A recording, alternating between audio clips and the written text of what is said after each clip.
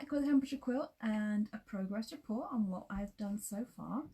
Again, my daughter Kaylee is being our camera person today, so I can't see if you are viewing, but please do write your questions down and Kaylee will tell them out to me again. So we're just going to give it a few minutes to see if everybody's joining. If you want to give us a thumbs up or a little heart, just to let us know that you're there. We got 2 people. Hi. Hi. So we have 2 people. Yay. We'll wait till we get at least 5. Okay. Because we got up to like 14 people last time. Woo. Yeah. Big numbers. I know, man. So I'm dying to see pictures of your quilts. Obviously you won't have much to show at the moment, but as you do start making them, please do send them to me because I really want to see what everybody is doing, which would be really cool. So we have up to 3.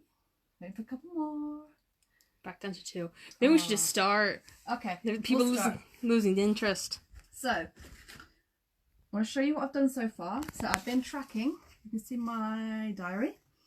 I've been tracking my temperatures in Tallington, in London, every day, up to today. So I've got 4 units per quilt. So again, for those who weren't here the first time around, the reason I'm doing 2 locations is I want to make a quilt for the location of our shop in Tallington. And I'm also going to be making a quilt for London, which is near to where Kaylee lives. So I'm going to be making 2 quilts, although you don't have to. Just make the one, choose your location, whatever. But I'm going to be tracking 2. So we got 10 people. Oh, hi. Joanne says, thank you. Just discovered your pages. Watching and very interested. Oh, yay. Hi, Joanne. There's Yay. Kathleen McHale. She's back. Hi, Kathleen. Belinda Bramall. Diana Rollins. Oh, gosh. I'm sure you guys were watching last time, but I didn't see your little names come up. Alrighty, hi, yeah. Welcome. Well, so this is my Tallington quilt so far. So I've got 4 units. And you'll see, if I can get a bit closer, Sorry. I have marked with a piece of fabric and a pin which unit is my day 1. So I've added day 1, day 2, day 3, day 4 in that order. Now you don't have to do it that way. You can do it the opposite way. So if you want to have all of these units facing down instead of facing up, yep, that's fine too. I just decided that this was the order and the orientation that I wanted for mine. So one more roll call before we get to the next. This is the last one. Hello to Judy Rogers. Hi. Pat Dyball. Sarah. Hello, nice to see you. Hi, Sarah. Dawn's back. Hi, Dawn. Kathy Bradford. Oh, yeah. Snap. Hi, Mum. And then Jan Newton. I'm gonna say Newton. Hello, great to see you. Yay.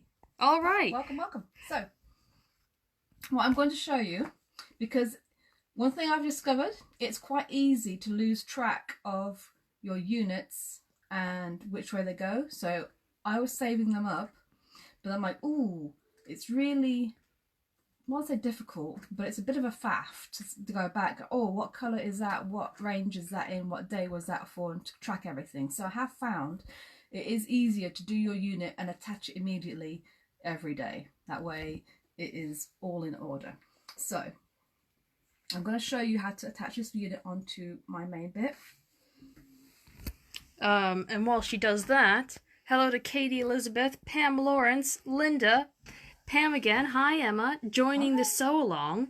Yay. Kathy says she loves your dress. Oh, thank you. And Belinda says, hi, written the temps down, but haven't made any yet. Okay. And we have 21 people watching. Yay, hi guys, perfect. So, I made my unit exactly the same way as I showed in the first video. So with my rectangle and then my 2 squares, which all get turned into triangles, as you know. So that's my flying geese unit. Now I want this to go onto here like that. So the way I do it is I always lay the point facing up when I sew it.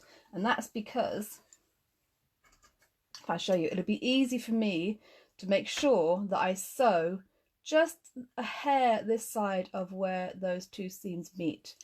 By doing that, I'm going to ensure that I get a really nice point so I don't lose my point in the top.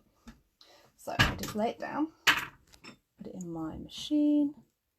Now normally we'd be using a 1/4 inch foot for this, but I'll be honest with you, I don't know where it is. So I'm going to use a 1/4 inch line on my machine, which has actually been surprisingly accurate. So, come my foot. Oh, I hope everyone can see that all right. There we go. Just starting. There we go.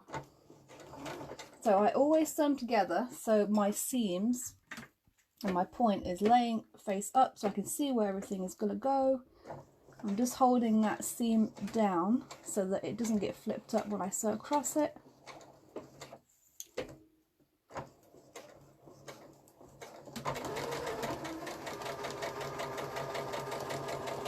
There. Now it is a 1/4 inch, but I think I've probably got plenty of room there in that point, more than you would normally have, but it's okay because the main thing is you don't want to lose that point. So you can see there's a little bit a hair of a gap of white there between this flying geese and that flying geese. I personally quite like that. I don't mind that because that gives me a really nice sharp point at the top so I don't lose my points. So that's how you add your units to your strips. Now one thing I did want to go, because I've discovered, and I can't remember who mentioned it in the comments, but if you recognise yourself, please do take credit and let me know, because I actually had a play with this and I thought it was fantastic. So people have been asking about tracking your dates. Now there's gonna be some times when you either forget or you couldn't get to it. There'll be some reason.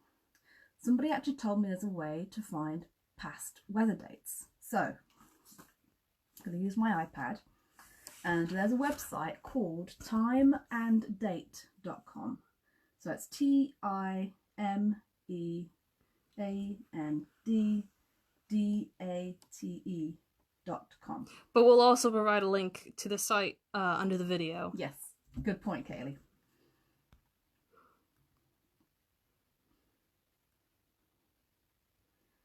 So if I go to it, now this is kind of what it looks like on the home page. It has that little logo, so that's how you recognise that you're on the right place, so timeanddate.com. And then if I go down, so you've got all kinds of things, current weather. There is I know I saw it earlier, weather at the bottom. You've got sun and moon, weather. So you just tap on the weather. Oh, sorry, this just the light is getting on the screen. Okay, tap on the weather. Once you're on the weather, you can then pick a place. So London obviously is right there. So Kaylee, why don't you pick a place for me to search? Quick. Yeah, but you didn't prepare me for this. I didn't. No. Let's do Corvallis. Yeah, just do Corvallis. So Corvallis is a university town in Oregon. So we can see that right now, oh, it's sunny. That's a lie. So now we already know that the site's faulty because it's never sunny in Oregon this time of year. It can be. Okay. So we found that.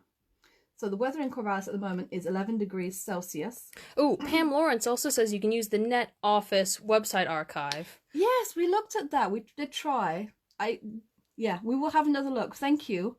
The one thing, it could be very much user error, but I didn't find it quite easy to figure out how to find past dates. What we're saying is timeanddate.com is a little bit idiot proof. Yeah. So we'll go with that. There's only it only has really one function, so it's just So that's what it is today. And then if you want to find out what it has been, we can go yesterday past date.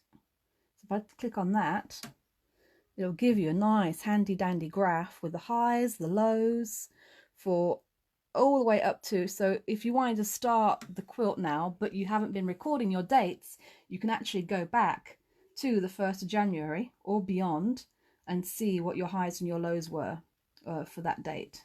So, and you can scroll, you can go all the way back to Christmas if you want to. Actually, it probably goes further than that.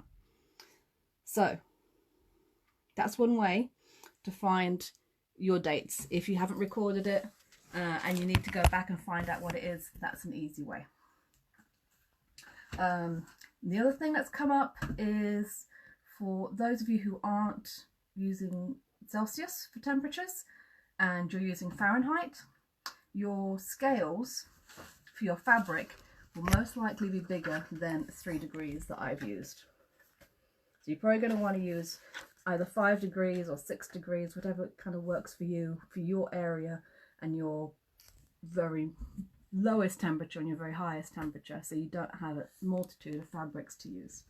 So that's something else. And anybody have any questions? Because this was going to be more of a question and answer session. So that's me done for the update for today. Any questions, Kaylee? No, last comment was from Pam. Hi, Pam. Also, Elizabeth Kringle is watching. Hi, Elizabeth. And we're up to 24 viewers. It's been fluctuating. Okay. I bet you if I... Elizabeth Kringle says, never mind the weather. I'd love to know what the thick yellow growth on the compost of my Christmas growth is, please. Oh, thick yellow Christmas compost. Send pictures, please. Send pictures, because it could be some sort of fungal growth if it's compost. Very much. Yes. Did you list the details of the sizes last time? Possibly not in comments, but that's the other thing. Very much a good reminder, actually. Thank you. Because that was the next bit I was going to go to. And also, what will the finished size be? Okay. So, block sizes, and I've kind of started some organisation that works for me. This is also what I was going to share today. So, Yep, that was bound to happen. Yeah, it was bound to happen. I always got dropsies. So I've started cutting out my rectangles for my fabric. Now, I'm using little sandwich baggies that I can mark. So I'm going to put all of my rectangles that correspond to the temperature range 9 to 11 degrees C for London in this baggie, so that I know that's what that temperature is. So when I check the temperature for that day and I know that it has to be in that temperature range, this is the colour I need to use, and I'm going to be doing that for all of them. So on the next update I'll have all those lovely baggies to show you. And then I've also got my squares ready for my London background. Now the dimensions are, for the rectangles, 3.5 inches long by 2 inches wide. So if I take one out, so it is 3.5 inches long across here by 2 inches wide across here. So 3.5 by 2, like that. And then the squares are 2 inches square. So these are all 2 inches square, and then you will draw your diagonal line across from corner to corner. So directly across like that. Excellent. Yeah.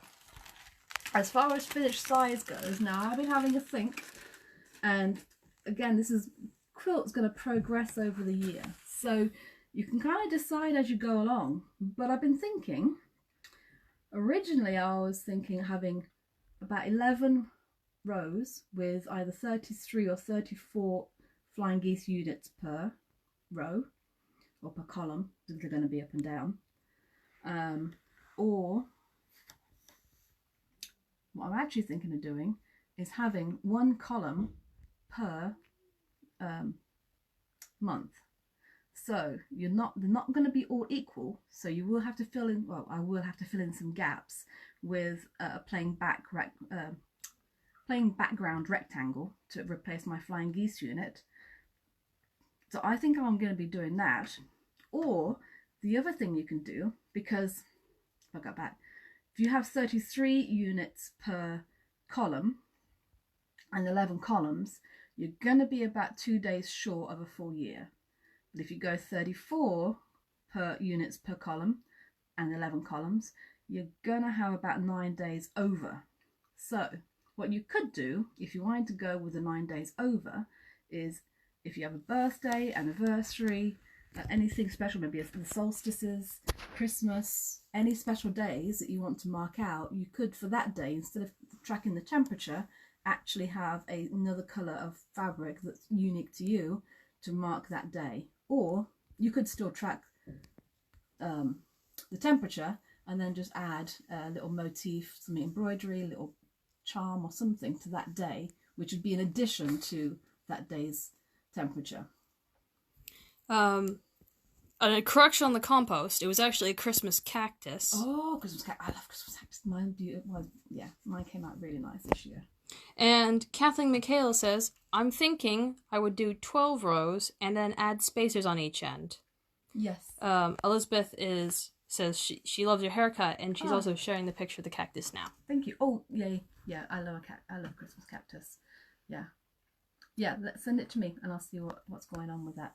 If it is on the compost of the Christmas cactus, now we're getting a little bit off topic, and there's a yellow sort of crusty thing, there are some fungi that actually live in the compost that will develop. It doesn't harm anything on the plant at all. It doesn't look all that great, but the plant will happily live with it, so it's not going to harm it in any way. But we'll see when the picture comes out. All right. I don't think we have any more questions. Yeah. Last thing I wanted to say about the finished size. So you really, it depends on how wide the sashing is that you're going to put in between each column, and the borders. So if it was just going to be the rows, I have to do the math. I can work it out if you just want to just do rows of flying geese. But I do recommend putting some sashing in between. But it will generally come out at about a single size bed quilt. Joanne Gelwen says, thank you for the sizing, so helpful. Will you be updating us on your progress? Oh, yes. That's the thing. Thank you. I love the way you organize. I also use little bags for bits and bobs. Yeah, I love it. You can see straight through it. It's all marked on top. Yeah, I'll have that all organized for the next time so I can show you all the bits. So going forward, I'm going to have an update every Friday night at 8 so I can show the progress. As people start sending me pictures in of their quilts, I'll also be showing those on the Swift Quilting website, Instagram and Facebook accounts, so everybody can share those as well. And if you have any questions in the meantime, either save them up for the live feed or, just post them. Pam says, one more. I like the idea of a month a row so you can look back at how cold or warm each month was. Yes, yeah, I agree. And it's so interesting because last year it was just about sort of February, March. I was actually, maybe you're thinking the year before when it was March we had snow. Yeah, sorry, I'm getting confused. Getting old. Anyway, thank you very much and I will see you next week. And if you have any questions in the meantime, please just post them or save them up for next Friday nights. Okay. Bye. Hold on.